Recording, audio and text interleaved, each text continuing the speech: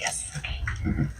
Welcome to Broom Talk, the podcast where witches, healers, and magic makers gather to share their journeys, their magic, and their truths. I'm your host, Priestess Mellisa of Enchanted Dragonfly, inviting you to take a seat at the broom circle because the real magic is in the stories we tell. So let's stir the cauldron and speak the spell. So I have another magical being with me today. So tell us your name and your business. Okay. So I am Jen Wall, and I own Honey Wall Holistic. Nice. And could you tell us where you're located? We're located on 109 Suite 4 Masonic Home Road in Charlton, Mass. So, and could you tell us a little bit about what you guys do? So we're part Apothecary. We carry herbs and teas and salts. And then we also have over 25 local artists that sell handmade items through the shop. Awesome. And then I teach herbalism courses and an herbalism apprenticeship. Awesome. Nice. Congratulations. Yeah. And how did you start doing what you do? So way before I had my kids, I was a massage therapist. So that was kind of like my entry into the holistic world. And then I took 15 years off to be a stay-at-home mom with my kids. But I was always interested in herbal medicine. And my grandmother was from the Azores. And so she was always making us like, you cough and she'd be like, drink this. And so she was always trying to give us those remedies and things like that. But I never learned Portuguese. So there was always a language barrier with learning that from her. But I was always intrigued and I wanted to carry that on and use that with my kids and my family. And so I decided to take an official apprenticeship back in 2020.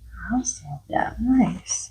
And what type of practitioner would you say you are? I would say I'm a healer. Nice. Yeah. We need some of those for sure. What is your spiritual origin story or an awakening moment? So I grew up Catholic and always had a lot of questions about, Catholicism and things that just didn't like mesh. And over the years, I've kind of just discovered that I'm more of like a seasonal person and I kind of like to roll with the seasons and embrace the different things of the seasons. And when I was young, I was drawn to that. I was always making like leaf soups and stuff. And I would tell my mom it was soup, but it was actually potion. Like I was like afraid to tell my family that I was making potions, And so I kind of always had it, but it kind of like awoke probably right around when I had my kids. Yeah. Yeah. That was when I was like, oh, you know what? I'm not really so much into the whole religion thing and I'm much more spiritual. Yeah. Which I find a lot of people seem to be doing it because I feel like we started that before a lot of church religious, whether it's Catholicism or Christianity, we go way back further than that. And what's your daily spiritual or magical practice like? So probably when I go in and I open my shop and like I've got my little ritual, I go in and bang the gong and get the energies moving and light incense and go around and sage and like that's kind of like my space away from home and stuff too. So I get to go in and have like my peace and quiet and just get down with the vibes and then I'll occasionally like pull tarot cards on like the Sabbats and stuff like that, just to kind of get some guidance and see like what's been happening, if some of that'll make sense. And then like there's always something that comes up that makes sense later on down the road. Yeah. So. Isn't that always the way too? Yeah. You draw a blank at the moment, you're like, what? Yeah, and then something happens and you're like, oh. Yeah. Exactly that reaction too. That's what that was. Yeah. Who or what inspires your path the most? I don't know. I don't know what inspires my path. I guess just like helping the community and, being part of the community and contributing, being able to help people. Yeah, I can see that. Yeah. What was the biggest challenge you faced on your journey and how did you overcome it?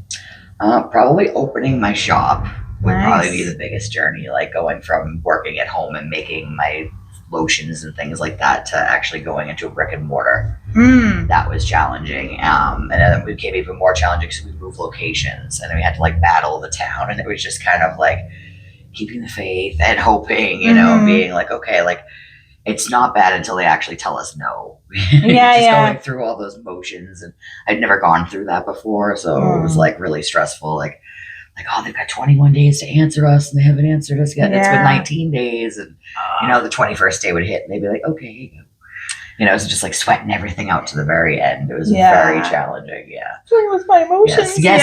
And I moved into that spot with a business partner And like we both got to points where we were like, I don't know how long I can keep this up, you know. And I was like, we can do it. And then I hit that same point. She was like, no, we can do it. So we kind of helped each other and pushed each other through. Yeah.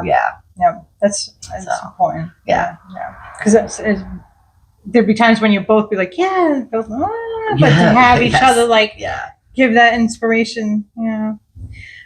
What tools, methods, or spirits guide your work? I'd say the plants. Yeah, the plants guide me the most. I like blending on the fly. It's just kind of like, someone will tell me, I need a tea for this, and just grabbing jars and whipping something up. And nice. Kind of knowing what you go into it, but also like using intuition. Yeah.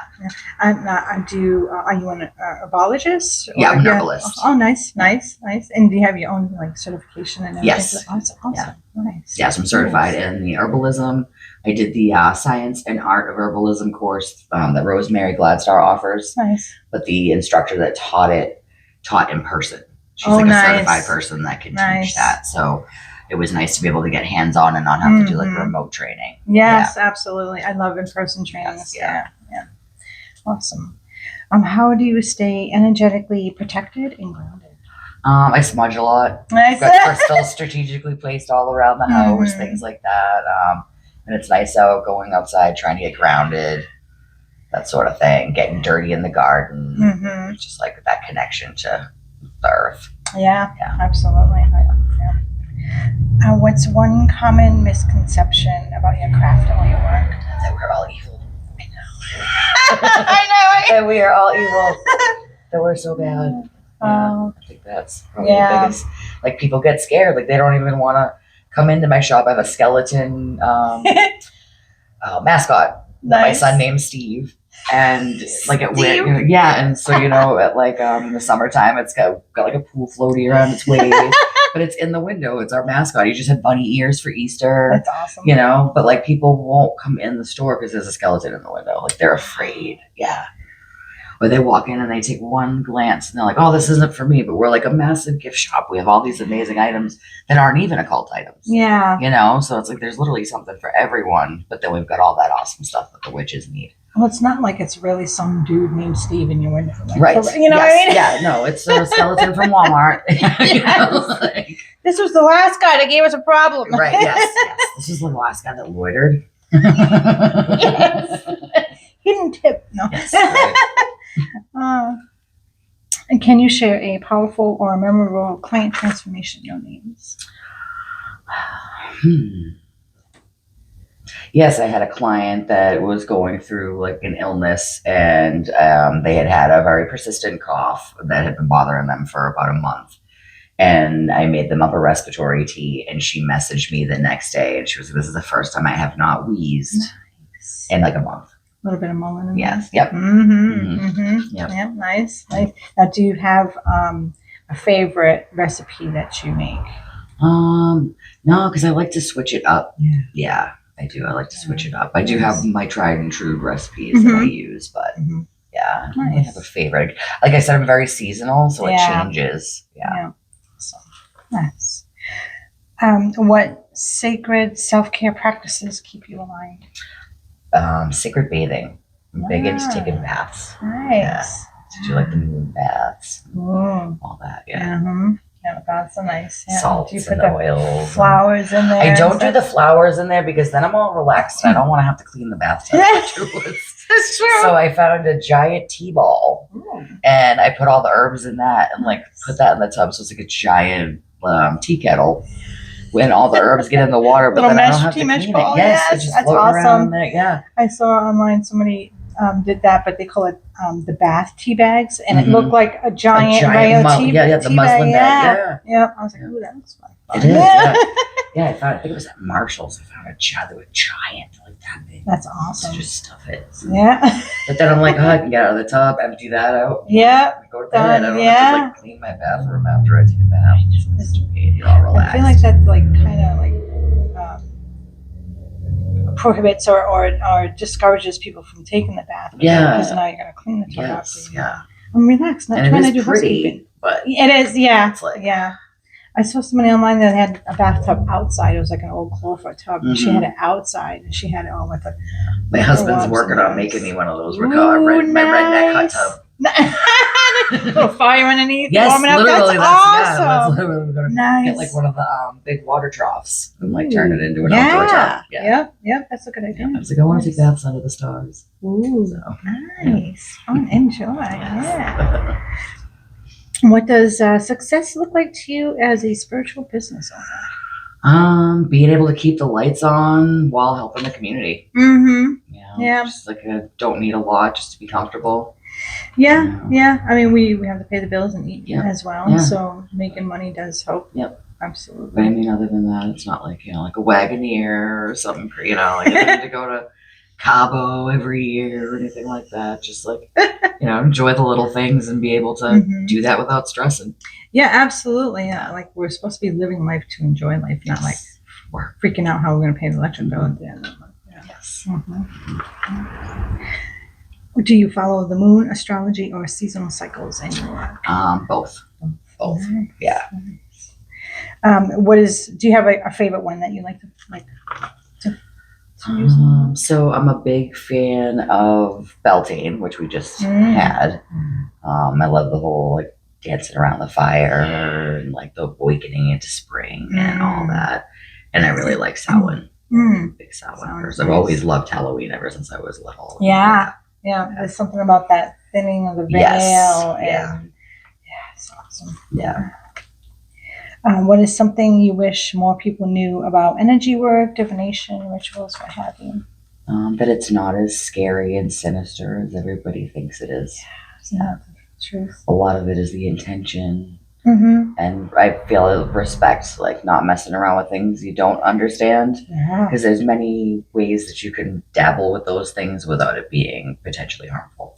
Oh, yeah, absolutely. So. And I feel like the way spirituality or being a magical practitioner or what have you, being a pagan, occultist, whatever you want to call yourself, that is how the world worked just a few thousand years ago. It's like, it sounds like a long time ago, but it actually is really not. Yeah. And it's just the way we were, and witches were midwives before, and healers in the village and all that. And, if you could give one piece of advice to someone just starting their path, what would it be? Don't let the haters get you down.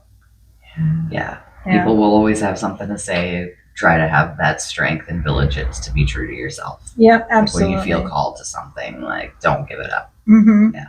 I mean, people will naysay about the color lipstick you're wearing, or eyeshadow. Everybody so will it's have something to say. There will always be someone that has something to say.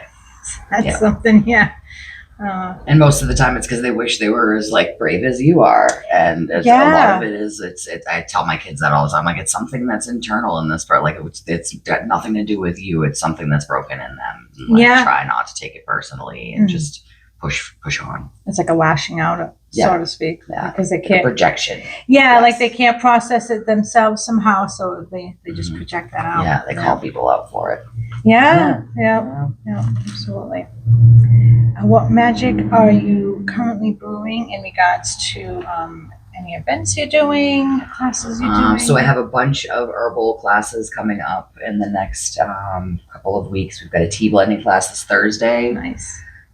We have a gut health fermented food class coming up towards the end of the month on the 21st.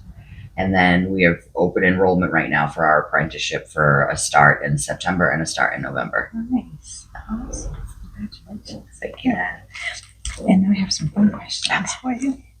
What is your sun, moon, and rising sign? I have no idea. Really? I'm not one of those witches. I don't know. That's all right. I would love to get like my chart done at some point, but I'm not one of those people that's like, oh, I'm an Aries rising. Like, I know I'm a Pisces, but that's about it. That's all right. Yeah. And do you have a favorite crystal, herb, or tool that you always work with? I like to work with amethyst a lot. Yeah, that's nice. I really like amethyst. It's a good multi-purpose stone. Yeah, got it all over the house. Yeah, that's true. Yeah. And do you have the amethyst? Do you like the lighter colors, the darker colors, or the points, or some almost looks like it's almost like a velvet. It's just so small. I like the druzy ones. The druzy ones, yes. yeah. The druzy ones that almost look like a geode. Mm, I love those ones. Yeah. Nice. Mm-hmm. Yeah. Do you have a magical nickname or an archetype that you resonate with? No. I guess I do go by Mama Bear. Nice. So nice. Bear woman. That's awesome. Mama Bear. Nice, so, nice. Call you the pink lady. Yeah, it changes. It's not always pink. But I have been the crazy haired lady for quite a few years, so off and on since high school. So, nice. Yeah. Awesome. Surprise everybody and show up with a mohawk. I used to have a mohawk. That's like awesome. 3 years ago. That's awesome. Was it tall? Sort of, yeah, because I've got thick hair, so I can get some volume and some height on it. Nice. Nice. I've heard of like different ways people use it to keep it up, egg whites, jelly, hairspray, crazy stuff. Yeah. I like big sexy hairspray. It's in a giant red can. Yeah. Their product's pretty good. That will well defend her to your car. Really will. It'll still if it'll keep my hair up. Yep. Good stuff. Tea or tincture? I would have to say Valerian. Nice. Valerian. Nice. A lot going on. Crazy life, so it's nice to be able to chillax. Yep. Chillax, yes, for sure. Yeah. Tarot or runes? Tarot. Nice. Cauldron or candle? Candle. Nice.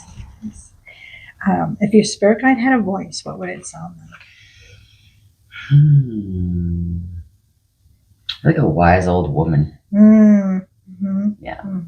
It's a wise crone. Yeah. She's had her lessons. Yeah. And both my grandmothers have passed, and I feel like that's kind of they've always kind of been my spirit guide. Yeah. It's like pushing me along. So I always envision them sounding like a grandma. Yeah. Nice. Do you have any pets? I do. I have a dog and a cat and some chickens. Nice. Chickens are so cute. It's funny. They are. They're so silly. Yes. They all have their personalities. They do. They do. Yeah. So that was all the questions I had for you. Did you want me to talk about anything else? That I can think of. I don't do good being put on the spot. No, you're fine. You're fine. This is great. Yeah. But thank you for having me. You're welcome. Thank you for joining me. Yeah. Absolutely. So go check out her shop and go take one of her classes and get some tea done and maybe some lotions or anything. Go check out her Apothecary. And as always, come check us out at Enchanted Dragonfly. We are a metaphysical shop at 99 Church Street in Whitinsville, Massachusetts.